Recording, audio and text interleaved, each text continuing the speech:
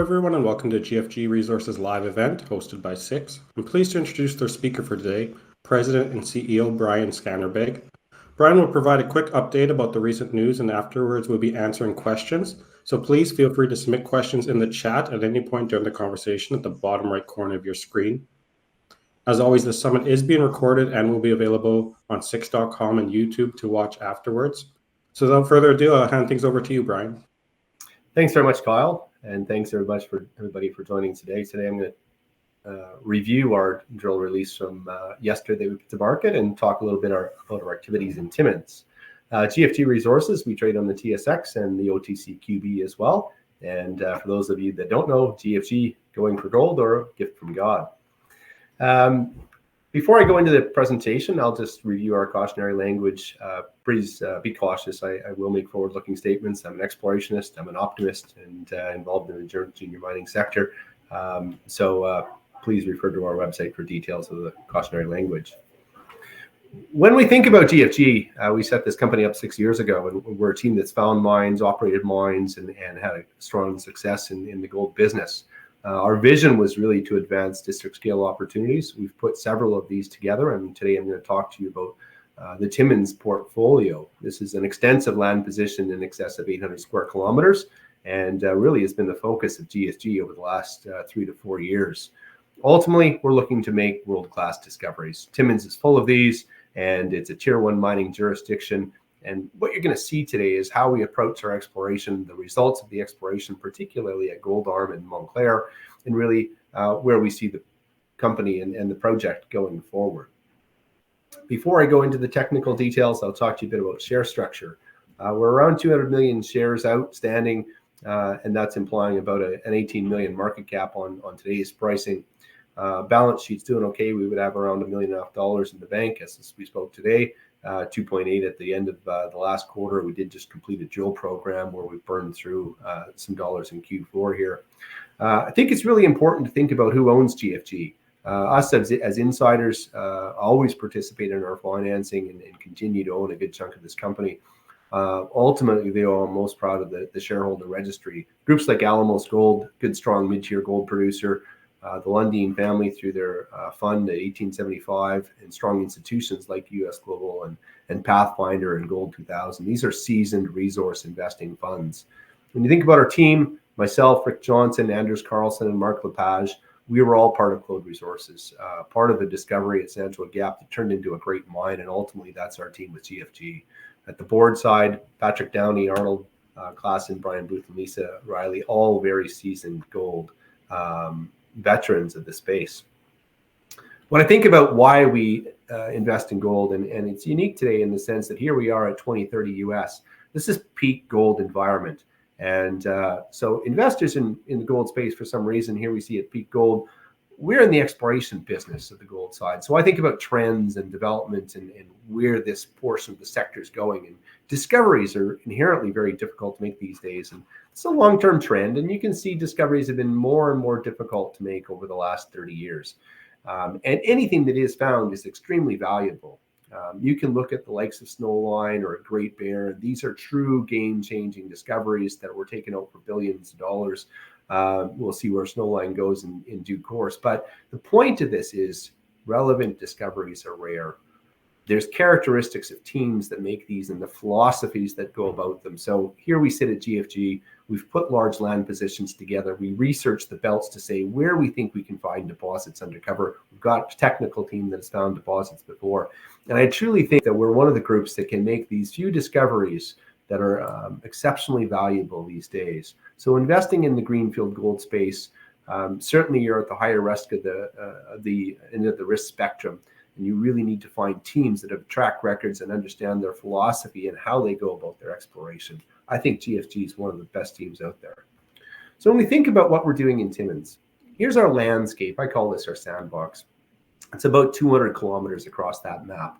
And a little sign at the top, 150 million ounces. If you put that in any place on Earth, it's about the most endowed piece of real estate there is. You can put it in Western Australia, you can put it in South Africa, you can put it in Kirkland Lake. These are extremely well-endowed belts. And the reason GFG went to Timmins here, high endowment. There's lots of 2, 5, 10 million ounce deposits in this sandbox that we play in. GFG holds almost 800 square kilometers here. We're the second largest landholder, only to Newmont, in this belt. Infrastructure. If we look at the number of underutilized mills in this belt, it's 4 or 5 of them. If we look at investment in new infrastructure, Côté, which borders our Doré property, 36,000 tons a day, will become commercial in 2024. And continued investment and presence here. Evolution is now present proximal to our Doré property, Newmont and Alamos Gold. This is all relevant infrastructure, and this is infrastructure that will need future ore feed. And when we think about that and combine endowment, exploration, prospectivity, and the infrastructure piece, this is ultimately why GFG has chosen to focus most of our dollars and our activity in the Timmins Belt. Great place to make a new discovery. So when we think about our land positions, we've got the Penn and Doré block out west of Timmins, and we've got the Gold Arm block out east of Timmins. We're about 20 kilometers east of Timmins. Along the highway, we can see some geology here. The Pipestone deformation zone is this northerly of the two breaks. The Porcupine Dester is the southerly of the two breaks. And in pink here is the area controlled by GFG. It's about 30 kilometers in strike extent. Very nice regional land position we've put together over the last couple of years. And Montclerg sits in the west end of here, right in there. And I'm going to talk to you mostly about that deposit. Gold here is controlled along two main breaks, the Porcupine Dester in the south, the Pipestone in the north. Most relevant here, as I mentioned on the last slide, infrastructure. If you're looking at Pan American or Newmont or McEwen, Agnico Eagle, those are all hosting mills that exist on this map and are within 25 kilometers of the GFG land position. So great infrastructure, roads, highways, people, and mills, and great looking geology. This is ultimately why we choose to invest and explore at the Gold Arm property. When you think about our news flow, and this is truly critical for any junior company, we invest in this space, and I as a shareholder, because we want companies to be active. We want them to grow their discoveries, turn these into resources, and ultimately become a mine. GFG has been very active, and in red here are our press releases over the last 18 to 24 months. There's some great drill results in here. I think the sector's certainly underwhelmed in terms of performance, and I don't hide our share price performance. Here we sit at 8, 9, 10 cents. Like many other juniors, near an all-time low. We've been active. We've published great results. We're demonstrating continuity, and I think this all bodes very well for our approach and our philosophy going forward. We've kept busy. We've got great, strong backers, and we're building value here. So stepping into the details of what we achieved at Montclerg, this is a little more detailed map here, plan map of the Montclerg system. And in yellow are the mineralized zones projected to surface. And we've explored here for about the last 3 years. We started with this Montclerg central panel, which is the central part of that image. We had an inkling here. There was understanding there's 3 main zones, a lower and an upper main zone and an upper footwall zone. Not a lot of drilling had been done in sort of modern times. And we saw this duality of bulk tonnage plus high grade. And when you look at the intercepts on the left side, we've grouped those by zone. The main zone, which is this sheeted vein system. Lots of 20, 30, 50, 80, and even up to 100 meter intercepts in the gram to gram and a half. That's all near surface. That's that area in yellow labeled here, main zone, upper and lower. That's the surface projection of the main zone. And we've drilled that. We've had great success at it, and we're showing good continuity at it. The upper footwall zone, down to further to the south. This sits in the footwall. That's why we call it the upper footwall zone. You can see much higher grade. This is sort of 4 to 8, 10, 12 gram intervals.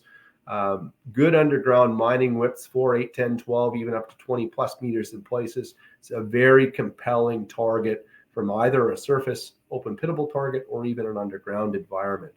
So that's the upper and the lower main zone. We can see the strike extension potential. You can see where we focused our drilling. And then there's this lower footwall zone. And I'm going to talk mostly about that today, because it's the most recent press release we've put out. You can see some nice, good, broad intervals. We see characteristics of grade and thickness similar to the upper footwall zone, and we think that's a great area to continue to grow this system. So those are the 3 environments that we've continually drilled as GFG. We started off in a pretty shallow environment, upwards of about 200 meters depth, And we've continued successfully exploring down to sort of the 400 or 500 meter window. And we can see we've actually some pretty good strike length here. The system, as I've outlined there, that's about 800 meters, 1.3 kilometers. It steps off further even off this map, and I'm going to show you that in a subsequent slide. So when we think about our methodology here, the bottom left image is the first cross-section GFG ever showed. And ultimately, we had a concept here. We had a concept that the historic old-time drillers and explorers, drilled shallow holes. They only sampled the high grade, and they showed an interesting system over about a kilometer. Vendors to us called IEP Exploration went back and completed some vertical holes, and to me, they outlined a bulk tonnage characteristic to the system that was quite intriguing. And that was the first thing that we cued in on. We also cued in, there's these footwall zones that look kind of interesting to us, and they're higher grade. And really, that's what we came in and acquired back 4 years ago, was a concept that, there's a good gold system here. It's got good strike length. It's undercover. It's open yet. It hasn't been sampled properly. It hasn't been drilled to depth. So the first step we went about doing was, and I would probably put this back about 2.5 years. These are the first holes GFG drilled. Some exceptionally good intercepts that we returned on the contact of these intercepts, and bulk tonnage ones through the main zone. So we were, again, focused, as I said, on that upper 200 meters. Infilling, growing, and understanding the structural zones of the upper and lower main zone.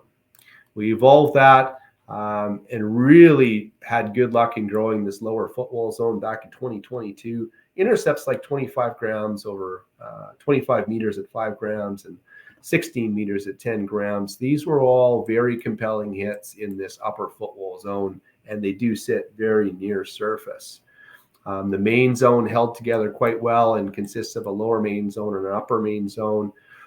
So that's where we focused on, I would say, back in 2022. As we move into 2023, we've continued to grow this upper and main zone, but with more and more emphasis, we've looked deeper. And now we're down here at 250, and the deeper holes are down at 400 and 500 meters. So we're exploring and expanding the search space to depth. Our evolution of the model is intriguing and growing, and you can see how the geology at depth changed from this slide to this slide. I'm going to talk to you in a little more detail, but this reflects the succession of our exploration methodology over the last 2 years, expanding from bulk tonnage and high grade near surface into growing the system along strike and growing the system at depth. You can see this is quite a robust system, and I'm quite excited with these latest results we put out today. 5 grams over 13 meters is an exceptionally good hit. It's the deepest hole drilled on the property. It remains open. I'm going to talk to you about what we think that means. Stepping back to this plan view again, and 5 grams over 13 meters is up in here. Now, I talked to you about the upper and lower main zone. I talked to you about the upper footwall zone. This is a long ways up to the north, and ultimately it's best explained in cross-section by looking at through that section and seeing where this system dips, because in the end, that intercept sits underneath all this, these upper zones, and is really controlled by some of the same mineralization, the same structural controls. 5 grams over 13 meters, within that 10 grams over 4 meters. Very impressive hit. And you can see where it sits in plan view. Other pending holes that we've drilled around it are currently at the lab. Quite interesting as well. We'll see where those come back with the next batch of assay results. So I'm going to step to section view and explain to you what we really think and why we're excited about this in particular. So here's a cross section through hole 59. As I said, this is the deepest hole in terms of our testing of this system to date. And really, we were focused on this lower footwall zone, drawing the analogy between the upper footwall zone, the controls in the main zone, and saying, we think we can find more of this at depth. So let's continually explore this system coming down depth. We had some nice hits down here. This is a 40 gram meter product. This was about a 25 gram meter product. You can see in here some also good mineralization. So we're actually seeing some strong continuity. So we stepped out to depth, and we were quite intrigued by what we've seen in this hole. First of all, we saw the felsic volcanics, which is just this unit in yellow. It completely pinched off, and the deepest hole didn't host any. Quite intriguing step change in geology. Those are often really good things in the sense that you're changing the chemistry, you're changing the structure. But we did see the unit and the structural continuity of the lower footwall zone continue very well, and we hit it right where we would have wanted to. It's quite an impressive zone. The overall envelope that we intercepted had about 30 meters of alteration and veining. That's not all high grade, but when you're looking to me at the gold system, that's what intrigued us. A much wider system of alteration and veining, strong structural faulted hanging wall contact. We had a nice, good, thick vein at the top of this that was about 5 meters wide. It wasn't where the highest grade was. It graded kind of about 0.5 gram. And that's these sections in the upper portion here. That was a nice, good, thick quartz vein, thickest vein we've drilled yet. Sort of 0.1 to 0.5 grams per ton. But as you come out the footwall of that, that's where we saw the best mineralization. So we're seeing this dilational hanging wall vein system, and we're seeing a replacement style mineralization in the footwall. So we see things like 5 grams and 10 grams and 20 grams and 12 grams, 6 and another 5 grams. So this is a very thoroughly mineralized system. 4.8 grams over 13 meters, very strong intercept. And within that, a quite compact 10 grams over 4 meters. That's what you want to see when you're looking in an underground environment. You want to see mineralization that's compact, that has continuity, that has good structural controls, and that's what we're seeing in this style of intercept. Looking in a little more detail, I show this picture here, and we kind of tweaked the contrast and trying to get it to emphasize what's going on here. There's 3 or 4 different generations of mineralization and structure going on here. The host rock is an highly altered mafic volcanic rock, gone to carbonate largely, which is the host rock. You see it overprinting with this sulfidation. You see these stringers coming through here. It's an extremely deformed rock. I think this was from the 13-gram interval that was included in that. So the takeaway that we've seen here is we drilled the deepest hole. It was about 150 meters step out on dip. So if we just took that distance, that was 150 meters. This was quite a bold step out, and returned the thickest zone of mineralization. It was right on plane what we would have seen, and we've seen some very positive structural changes in terms of how this system is changing, going to depth. And if we look at this, obviously we draw a dash line down here. System remains open. We're not actually that deep. It's like 430 meters deep. Many systems and this camp go down kilometers. So we can keep moving this and keep growing it to depth. This was a very encouraging intercept. Now, I've shown you ultimately this drill hole back here in a cross section through this environment here. And ultimately, the first map I've showed you is about 1 kilometer there. Really encouraging in that we can see mineralization in this environment. And if we think bigger picture now, and I'm showing you now kind of kilometer scale view of where we've done some drilling. We have drilled a few holes out here, and these are kind of holes about 1 kilometer to the east. They show the system continuing 2, 5, 8, 10 grams in first pass drilling, tied along the same geology going out there about 1 kilometer. Very interesting to see. We can step out there. That's just first pass that showed the system continuing out there. We still have more drilling to do.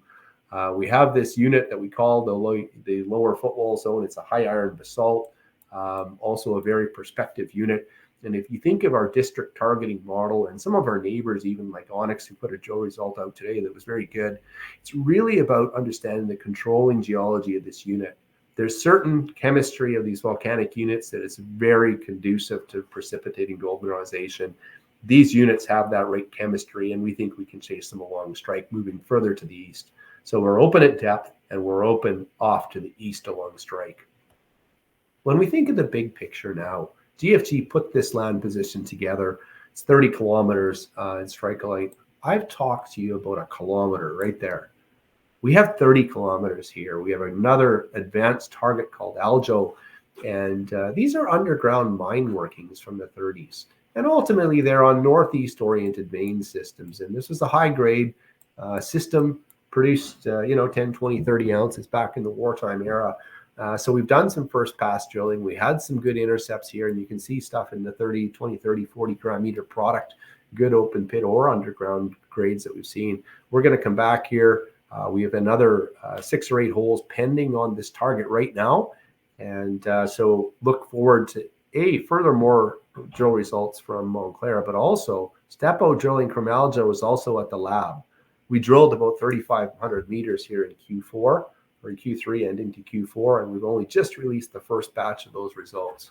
Reminder, those are from Aljo. They are one of our regional targets that's also at a drill stage. So here GFG sits, a couple advanced targets from the Gold Arm property, great results coming out of Gold Arm, pending results from Gold Arm, from Montclerg and from the Aljo environment. Big picture, now you kind of see where we sit. Aljo would sit in this environment. We're neighbors, and I'll remind you, Black Fox Mine, Holt Holloway Mine. You can see Fen Gib here, which is Mayfair, just along strike from us to the east, the old Taylor Mine, and even the McEwen Stock and Mill. This is about big picture. We think there's great discoveries to be made here in this environment east of Timmins. We're just scratching the surface in things that we've done at Montclerg and at Aljo, and I'm optimistic that there'll be more things to find along these structural corridors where we have extensive till cover, and we know the continuity of these fertile structures are continuing off in this land position. That's the area east of Timmins and where we're putting in some dollars. Now, GFG came to Timmins initially west of Timmins, and we put together Penn and Dory, and we explored these for a number of years. We still host 100% of the ownership of these, and I really like them. We added Gold Arm into our property portfolio to bring a more advanced project in it. These are pretty early stage, but there's some exciting things going on in the Swayze. The Swayze is the greenstone belt just west of Timmins, right along the highway. GFG owns two large land positions here, Penn and Dory. Together, these are about 650 square kilometers. We've always been sandwiched between Cote, and for those of you that don't know, Cote is going to be commercial next early 2024 at 36,000 tons a day, and Borden. Those are the two deposits that flank Dore. They sit along strike from us. We would be about 20 kilometers from each of those. We've always liked both these blocks and continue to see opportunity in them, building the target base, but while we put most of our drilling out at Montclerg. If I just spoke towards Dore, it's an early stage property. Just a couple of weeks back, we had a new neighbor come into the belt, Evolution Gold, mid-tier Australian gold producer, optioned the property as directly adjacent to Dore. They optioned it from Northern Superior. To me, what does it tell us? It tells us that groups like IM Gold and Cote and groups like Newmont are onto something. This part of the belt is well endowed, it's underexplored, and Evolution is only just the most recent mid-tier or major to be present here. So I think that map in the upper right is quite compelling when you can see the holdings of GFG, Penn and Dory, and you see the neighbors we have. There's lots of good work going on in this belt. There's lots of infrastructure being built here. We're directly proximal to infrastructure like Cote and Borden and neighbors like Evolution as well. What are we doing on the properties? This is generative work. This is the building block that kind of bores the investor, but this is how we build new targets. Bottom right, 225 till samples collected across the property in Q3 of this year. Those are at the lab now. The building targets across the Dore block. We anticipate those results to generate targets for 2024 testing. So we are active on both of these properties as well, and we very much believe in them going forward. We think of our overall strategy for Timmins and the budget. We spent most of today talking about Gold Arm and Montclerg and the opportunity at depth and across the land position. We touched base at 10 and Dore. GFG will spend about $2.7 million this year and drill about 8,000 meters. It's a good aggressive program for a company like GFG. We're building the solids that will try to advance this to resource. We're looking at building the pipeline of targets across Gold Arm and continuing to refine it and build new targets at Penn and Dore. So I think this is an exceptionally compelling portfolio of Timmins land positions, and it definitely puts GFG in a unique category of Timmins explorers. I'm not going to spend too much time talking about Rattlesnake, but I want to bring it up because this is inherent value in our portfolio. GFG started with just the Rattlesnake Hills project. We, yes, pivoted back and have added a huge portfolio of Timmins exploration assets. Rattlesnake sits down in Wyoming. It's a great looking asset. There's about 100,000 meters of drilling here. We've optioned it to Newcrest. They drilled some deep porphyry holes. They didn't see what they liked in terms of the scale of system to drive a porphyry at depth, and they weren't interested in sort of the more modest heap leach leachable deposits. But there is 2 nice gold systems here, and there's an entire gold district that we control, 100% GFGs. I think there's great opportunity to find the right partner to take this project forward. It sits in our portfolio. We're 100% exposed to it. There's very nice intercepts here, and this is a really interesting system. On the upper left map, you see the regional land position. It's about 65 square kilometers. You see a number of greenfield targets. In the center of that map, you see the Northstock deposit and Antelope Basin deposit. Those are well-defined and expandable gold systems in a shallow environment with reasonable oxides, lots of good drill hits on the side. I think there's great opportunity to grow the system. I think there's great opportunity to make new discoveries. We're currently talking to a number of groups about finding the right home for this asset. We're going to stay focused in Timmins, but this is an area where I think there's under-realized value in the GFG portfolio, and we're doing our best to unlock some of this value here. So when we think about GFG as a whole, here we sit. We're a district scale explorer. We've put these vast land positions together. We're a great team that's made discoveries before, and I really think we're on to something in Penn and Dory and Montclerg. These are exceptionally well located land positions that have good gold systems working on them. We've got good backers with the likes of groups like Alamos and the Lundin family, and we really focus on putting our most efficient exploration dollars in the ground. If you ask us as shareholders, we want to allocate 80% of our total corporate spend into the ground, and I really think we have a realistic chance of finding that next Timmins gold mine. So I thank you for your time today, and I'm opening up to any questions that you may have.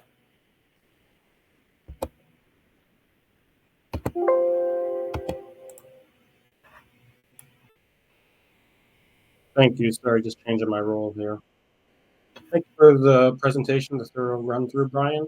For anyone that came in a little late, just a reminder, the Q&A tab is in the bottom right corner of your screen. Now, we did have some pre-submitted email questions, so I'll address a couple of those and we can get into the Q&A chat here. Why do you think there's more interest around your Door and Penn gold projects? Yeah, these are exploration evolves in given belts of time, and sometimes it ebbs and flows. And GFG has been in the Swayze belt here for a few years, and we had Penn and Dory. We did some work there, and we had some modest success, and I think there's still more to do there. Most of all, I think when you think about how belts cycle back, there's usually a driver on why people are coming back. And to me, when you look at the Swayze, it's 2 things. Cote is being completed next year, and that's a 36,000 ton a day mill, and it mines at about 0.85 grams per ton. Anything truckable to that mill will have realizable and tangible value once that infrastructure is completed. And so I think that just naturally brings more eyes back to the Swayze. The other piece we see is Pan American is active in the Swayze on a joint venture with a private company. And so when we think about the presence there, it's this concept of infrastructure and feeding infrastructure. So the building of the infrastructure brings more parties there. The feeding of the infrastructure of Pan American's Timmins infrastructure, opens them up to say, where else can we find a bit of hub and spoke going on here? And then they have taken on an option agreement. So I think it's just an area that's always been an underexplored belt. I think there's people that have looked at it over time, like GFG. I think there's lots of opportunity there yet. Most of it all, I think it's really just more eyes on the belt from Timmins infrastructure and from the completion of Cote or nearing completion of Cote. Thank you. Can you please go into more detail as to why you're excited about the change in geology at depth? And there's an additional question. Do you think it would lead to more ounces? Yeah, over at Montclerg, it's interesting. We started this search space off and thinking about above 250 meters depth, and we were very intrigued by this upper footwall zone and the character to it, and then the controls on that mineralization.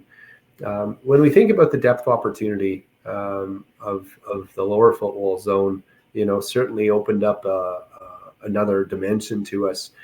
And we wanted to step out far enough to say, is there a step change in the controls? And you need to give it a fair bit of room to do that. So we stepped out 150 meters, which was a pretty bold step out. And we wanted to say, can we hit it where we think? And how does the geology change? And has it improved? So what we saw was a very strong structural control of this mineralization. We hit it right where we wanted to. And against that structure, we're pinching off other units. We're pinching off this felsic volcanic unit. And we see the mineralized lens thicken up and pick up a better vein in the hanging wall and have a much broader alteration envelope and a nice compact high-grade core. So to me, it's exciting to see geology change and become more intense and broader and yet be predictable in its continuity and its location. So I think that's what's excited us most about this depth step out at Montclerg is breadth and character to the system and complex and changing geology.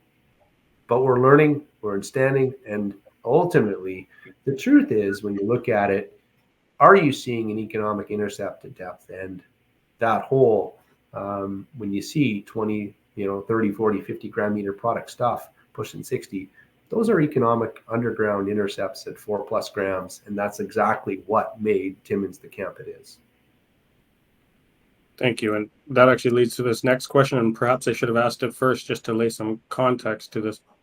Can you just discuss just how deep other Timmins mines go and how big this lower footwall zone could actually become?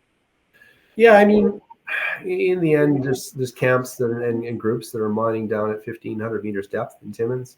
That's not unusual for many of these camps. Whether it's a Hoyle Pond mining to depth, you can take some of the other larger deposits that have gone down, plus a kilometer, and that's very normal. These aren't epithermal systems. These are classic Archean vein shear-hosted systems. They have strong vertical continuity. They're often chute controlled, and in the end, they have strong vertical continuity. So here we sit. We're exploring kind of down to 400, 450 meters vertical. We're seeing great continuity. That's still pretty shallow in the big picture. And yes, you need to prove it at that stage before you would ever do anything deeper. But we're very encouraged by what we've seen at depth and the comparisons we can draw to other Timmins systems where these systems had very good footprints, 0 down to 500 meters, and they do continue down to 1.5 kilometers and even deeper. When we think about the scale of the lower footwall zone, we can see a strike length that's 300-400 meters wide. We can see good thicknesses. You can see a target on that envelope of being 500,000 ounces, right? So when we put that in the context of what we have above it, we can see the system taking up to take shape to say, can this thing get to 1 million ounces? Can it get to be a little more relevant scale and be attractive to some of the other pieces of infrastructure? I think that's our goal. Demonstrate something that might be 1 million, 2 million ounces. With some good grades, and I think that would make it quite attractive in the landscape of the Timmins camp. Thank you, Brian. And this is the last pre-submitted email question here. You obviously have a lot going on and a large land package in Timmins. The individual's just wondering if you could list like the top 5 drill targets. Yeah, I'm really encouraged by the Montclerg depth continuity. That's obviously remains very wide open. It's a good economic hit. It's thick. There's other environments in the footwall that look quite encouraging. That further deeper as well. So that concept of saying let's look at this thing at depth is the one side I would say is really encouraging. Looking out the east side, there's these 2 parallel corridors. One in the hanging wall at felsic volcanic, and one in the footwall at felsic volcanic going off to the east. Both of those remain very much open. We know the system has good legs at Montclerg. The step-out holes we've done have demonstrated the system's still there 1 kilometer away, and that's only just first pass drilling down to say 150 meters vertical. So lots more we can do on east. When we continue marching across 30 kilometers, we get out to Aljo. And Aljo is a unique mine environment where modestly narrower but very high-grade vein environments, often on this northeast control. We've published some good hits there. There's a historic mine environment. There's multi-ounce intercepts and multi-ounce trench sampling in the Aljo mine environment. And this is all part of the environment. As you go east, you would have Croesus, and you would have the Onyx guys over to Fan Gib, Moneta even. There's a very large endowment growing in that area. And you can put your finger and you sort of draw it on a map and say, that's 15 million ounces. That's 20 million ounces there. That is a very highly endowed environment. And GFG has some targets that are showing characteristics of things like Croesus and are directly along strike of things like Fan Gib. So I'm encouraged by what I've seen out there as a very high quality drill target. You know, in the central part of it, I didn't speak about it today. There's actually really highly prospective VMS style targeting that we can take across the central part of Gold Arm. This is Kidd Monroe assemblage. And what that means is it's the same geology that housed the Kidd Creek VMS deposit out west of Timmins. This is all that same volcanic stratigraphy. Falconbridge did work back in the 70s and 80s. They had really interesting copper zinc gold mineralization across and peripheral to a land position in the central part of Gold Arm. We're looking at building those targets to say, is there another angle to say a really encouraging VMS style mineralization on Gold Arm? That is a really compelling target. So there's three of those that I really quite like on the Gold Arm block: Montclerg, strike extension, Montclerg depth extension, Aljo, and what we would call a VMS style target in the central Gold Arm block. 4 good targets. Over at Penn and Doré, I would take any number of targets we have out there. We've got Pan American drilling on our doorstep at Penn. We have Evolution and IM Gold building infrastructure and exploring on our doorstep at Doré. I think there's great opportunity to build some really quality targets there too. So I don't want to forget about those in our project and priority drill pipeline. So those would be kind of the 5 areas I really would like to focus on. Excellent. Thank you. Going to the chat now, we do have quite a few questions here. Mike's wondering, based off your presentation, you highlighted your share structure as well as some of the shareholders in your roster there. He's just wondering, on a percentage basis, how much those key shareholders own in GFG. Alamos is a 9.9 holder. They participated and upped their holding from about 7.5% to 9.9% in the last financing. So they were the largest participant in order of the last book. They are in parallel to a very high net worth individual out of the U.S. Timothy Stavos owns about 9.9% of us, and he would be right up there as big. He's not on that list. Very good, supportive, long-term shareholder who did very well off Clode Resources, our previous company.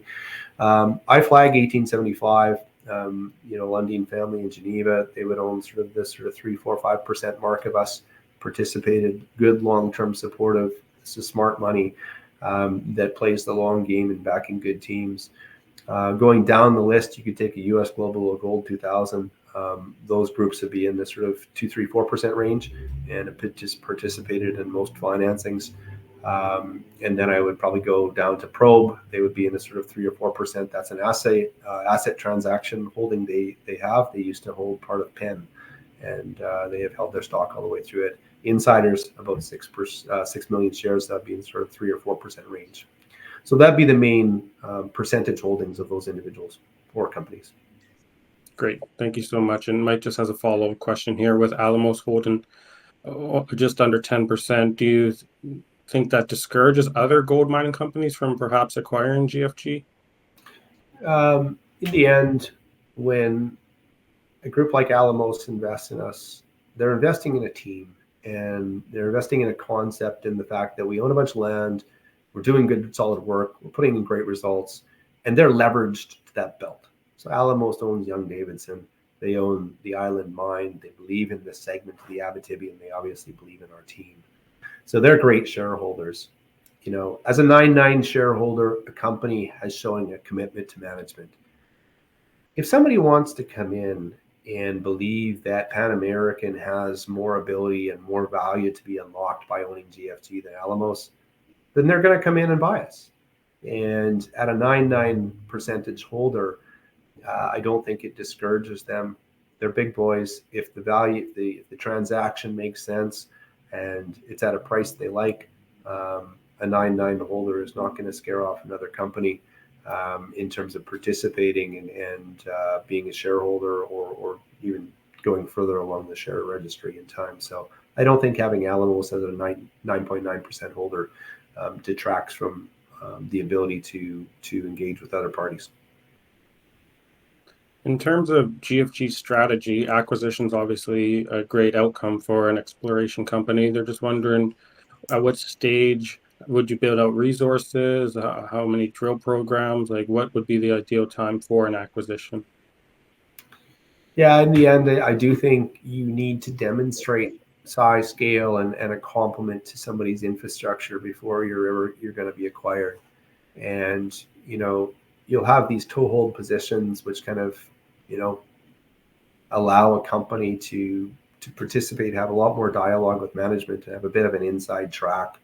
But if you look at those companies that are acquired, they generally go at two stages. Either they've shown something that can get very large, and you have a great bear scenario where you might say this thing has 6 or 8 or 10 million ounce potential, and that triggers an acquisition, and there's no infrastructure built, or it's not even a resource published.